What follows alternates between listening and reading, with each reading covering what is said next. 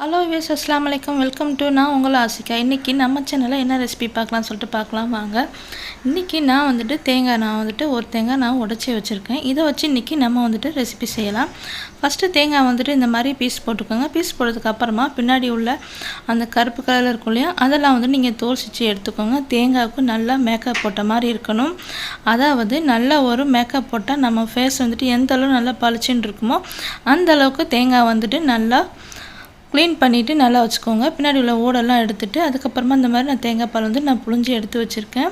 அதுக்கப்புறமேட்டு நம்ம 1 கிளாஸ் பாசுமதி ரைஸுக்கு நம்ம 2 கிளாஸ் தேங்காய் பால் இன்றைக்கி நம்ம ஆட் பண்ண போகிறோம். தேங்காய் பாலுக்கு நீங்கள் எந்த அளவுக்கு நல்லா மேக்கப் போட்டு நல்லா க்ளீன் பண்ணி வாஷ் பண்ணி நீங்கள் ரெடி பண்ணுறீங்களோ அந்த அளவுக்கு இந்த சாதம் நல்ல ஒரு பளிச்சுண்டு சூப்பராக இருக்கும்.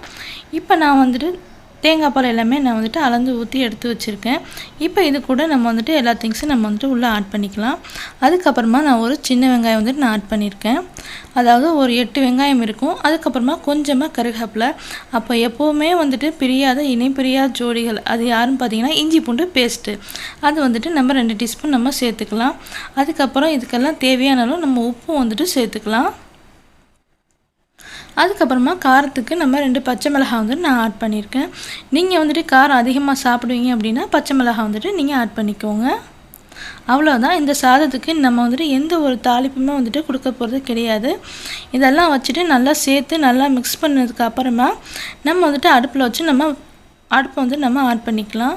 அதுக்கப்புறமா நம்ம ஒரு மூடி போட்டு மூடி வைக்கலாம். ஃபுல்லாக நல்லா கொதி வரட்டும். இப்போ பாருங்கள், நம்ம ஓப்பன் பண்ணும் போதே நல்ல ஒரு வாசனையோட ரொம்பவே ஸ்மெல் நல்லா இருக்கும். இந்த டைமில் நல்லா கொதிச்சதுக்கப்புறமா நம்ம அரிசி ஊற வச்சுருக்கோம் இல்லையா, கரெக்டாக ஒரு 20 நிமிஷம் நீங்கள் ஊற வச்சுக்கோங்க. அப்போ தான் அந்த பாஸ்மதி ரைஸ் நல்லா நீளமாகவும் நல்ல ஒரு டேஸ்ட்டாகவும் இருக்கும். நல்ல ஒரு சாஃப்ட்னஸும் கொடுக்கும். அதிகமாக ஊற வைக்கல அப்படின்னா ஒரு 10 நிமிஷம் நீங்கள் ஊற வச்சிங்க அப்படின்னா ரைஸில் லைட்டாக நமக்கு நறுக்கரிசின்னு சொல்லுவாங்க, அந்த மாதிரி நிற்கும். கரெக்டாக நீங்கள் 20 நிமிஷம் நீங்கள் ஊற வச்சிங்க அப்படின்னா ரைஸ் கரெக்டாக இருக்கும். நல்லா நீளமாக நமக்கு இருக்கும். இப்போ நல்லா தண்ணி கொதிச்சதுக்கு அப்புறமேட்டு நம்ம ரைஸை உள்ளே ஆட் பண்ணிக்கலாம். சுத்தமாக தண்ணி எதுவுமே இல்லாமல் ஃபுல்லாக வடிகட்டிட்டு நீங்கள் ரைஸை ஆட் பண்ணிக்கோங்க. ஃபஸ்ட்டு நம்ம தேங்காய் பால் புழிஞ்சு எடுத்துருக்கோம் இல்லையா, அது மட்டும்தான். அதுக்கப்புறம் எக்ஸ்ட்ரா நான் தண்ணி எதுவுமே ஆட் பண்ணலை. நம்ம முழுமையாக ஒரே தேங்காயில், அதாவது ஒரு தேங்காய் நம்ம முழுசாக எடுத்து நம்ம பால் புழிஞ்சு செய்யும் போது சாப்பாடு ரொம்ப சாஃப்டாகவும் ரொம்ப டேஸ்ட்டாகவும் இருக்கும். இப்போ அவ்வளோதான். நம்ம எடுத்து வச்சுருக்கக்கூடிய ரைஸ் எல்லாம் நம்ம உள்ளே ஆட் பண்ணியாச்சு. ஆட் பண்ணதுக்கப்புறமேட்டு ரைஸையும் தேங்காய் பால் ரெண்டையும் நம்ம நல்லா மிக்ஸ் பண்ணி விட்டுக்கலாம்.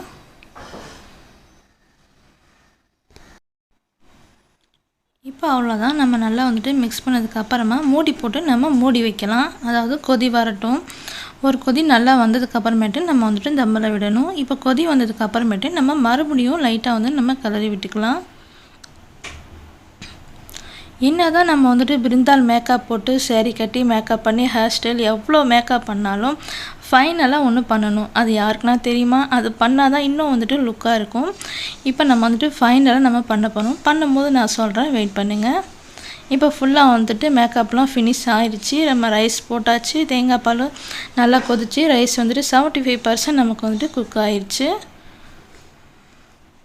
பாருங்கள், நல்லா இந்த அளவுக்கு குக் ஆனதுக்கு அப்புறமேட்டு ஃபுல்லாக எல்லாத்தையும் நீங்கள் சமப்படுத்தி வச்சுக்கோங்க.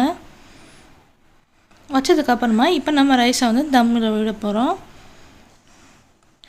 இப்போ நம்மளுடைய மேக்கப் எல்லாம் ஃபுல்லாக ஒரு 75% தான் நமக்கு முழுமையாக முடிஞ்சிருக்கு. மீதி 25% அது என்னன்னு சொல்லிட்டு பார்க்கலாம். அதுதாங்க பாடி ஸ்ப்ரே. பாடி ஸ்ப்ரே அடித்தா தானேங்க என்ன தான் பிருந்தால் மேக்கப் போட்டு சேரீ கட்டி ஹேர் ஸ்டைல் பண்ணி பூ வச்சாலும் பாடி ஸ்ப்ரே அடிக்கலை அப்படின்னா அந்த கூட்டத்தில் நிற்க முடியுமா? நிற்க முடியாது இல்லையா?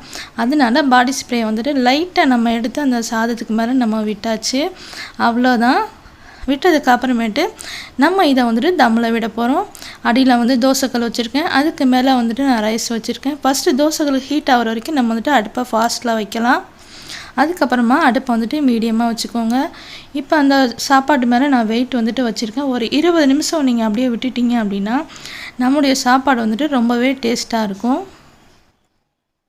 20 நிமிஷம் ஆனதுக்கு அப்புறமேட்டு பார்த்தீங்க அப்படின்னா நம்மளுடைய பிருந்தா மேக்கப் கலையில் நம்மளுடைய பாடி ஸ்ப்ரே இப்போ தான் நல்ல ஒரு வாசனை கொடுத்து நல்ல ஒரு மணமாக இருக்குது. நல்ல ஒரு சாஃப்ட்னஸ் வந்து கொடுத்துருக்கு பாருங்கள்.